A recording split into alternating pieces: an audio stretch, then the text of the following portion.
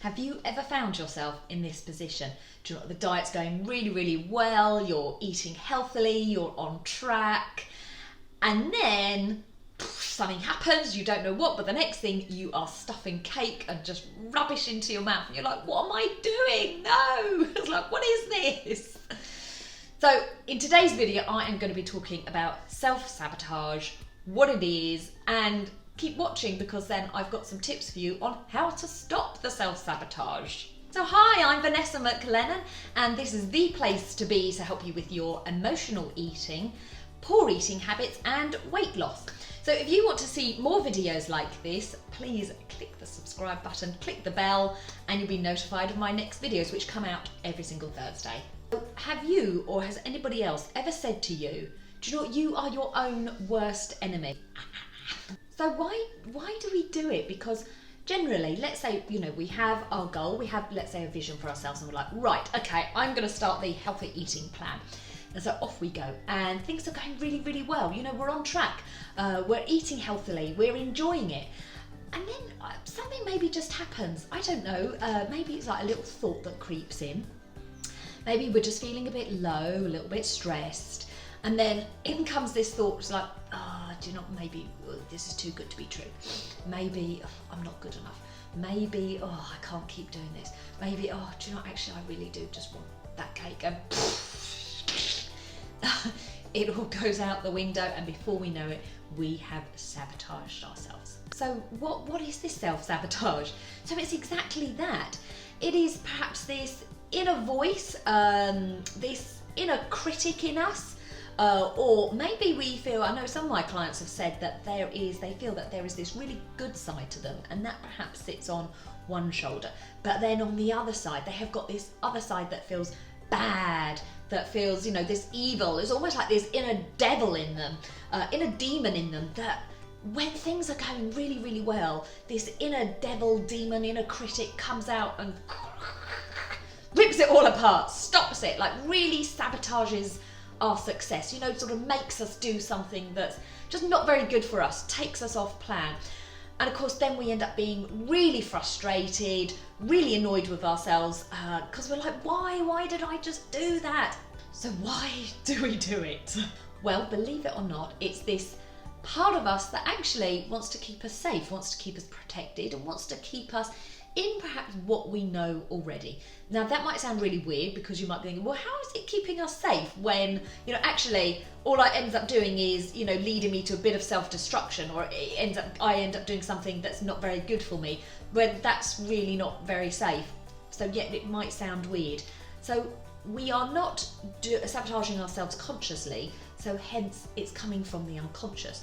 So our unconscious is very, very different to our conscious part. Our conscious part is the logical side, is the side that also, you know, is perhaps in a linear way, where the unconscious is very, if the conscious is black and white, the unconscious is very, very grey. So there is no right or wrong. There is no sort of linear way. There is no, you know, this is how it should be. All it goes by is our emotions, our feelings, and also past experiences and what we know. And so its job there is to keep us comfortable, to keep us safe, to keep us protected. So it could be then that we are maybe just taking that stretch outside of our comfort zone. We're doing something that's just slightly different. We're doing something that's, you know, unknown to our brains. And so at first it feels really, really good. But then the unconscious, because then we're sort of going on a new path, the unconscious then comes up at some point when we are challenged. And that challenge might be not just a huge challenge, it might be just a moment of feeling tired, a moment when we're just perhaps a bit stressed, you know, emotions are coming up for us, and that's when the emotions then, or the unconscious, also comes up to go, help, keep this person safe, keep this person protected.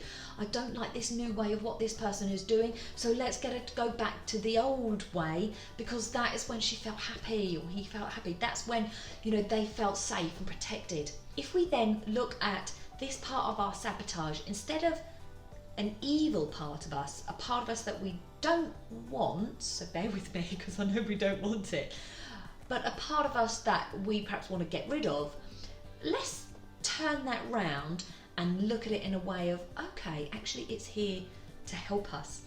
It's here to keep us safe, it's here to keep us protected, it's here to help us move forward. How can I work with this thing to help me and become all part of me to then help me go forwards? I've got 3 ways that you can start to look at this behaviour and stop the self-sabotage. So the first thing we can do is understand. So understand the purpose of this voice or this inner us, and understand what it's here to do. So it's also seeing that instead of this part of us is outside of us or a different voice, actually it is a part of us, it is the same voice, just a different part of our brain. So understand what this part is here to do for us. Okay, yeah, we know it's for self-preservation. It doesn't know what is good or bad in like social laws that we know. It only knows good and bad as towards our feelings. So what is its purpose? What is it we're doing? So the way to do that is by, when we are perhaps catching our actions, is by asking ourselves, going into this part of ourselves to say, what is it that you're really trying to do? What is it you're here for? What is it you are trying to help me out with? So that we can understand why we are doing something. You know, why we are reaching for that cake instead of reaching for the apple. What is it I really want from this action that's taking me out of myself?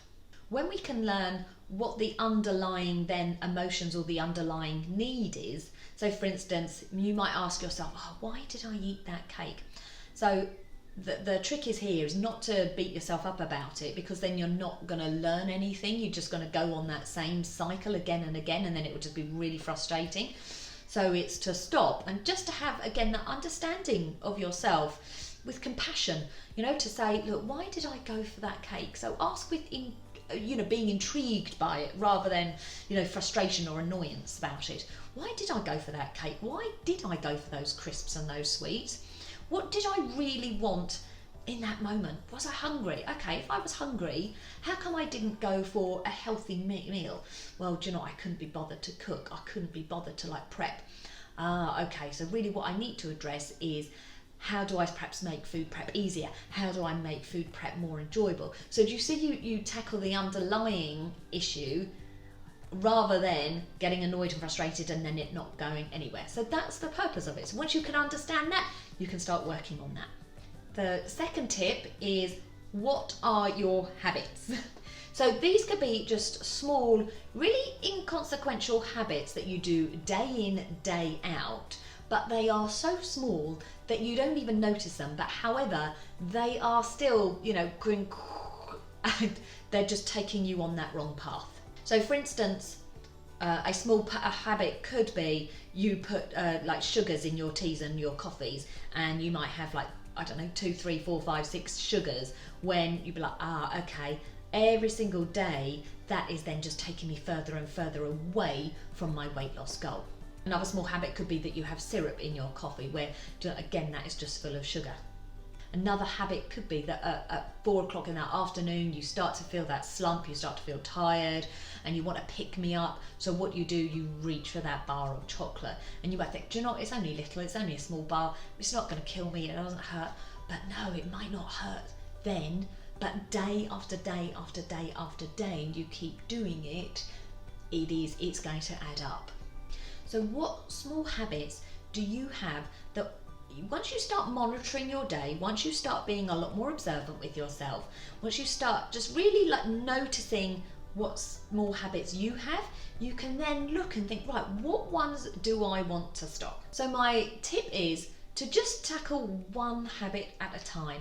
I think this is what a lot of people do, is they try to tackle everything at once. They're like, right, that's it, I'm going to have juice for breakfast, I'm going to just have a little salad for lunch, and I'm just going to sniff air for my dinner. No, that's really not sustainable.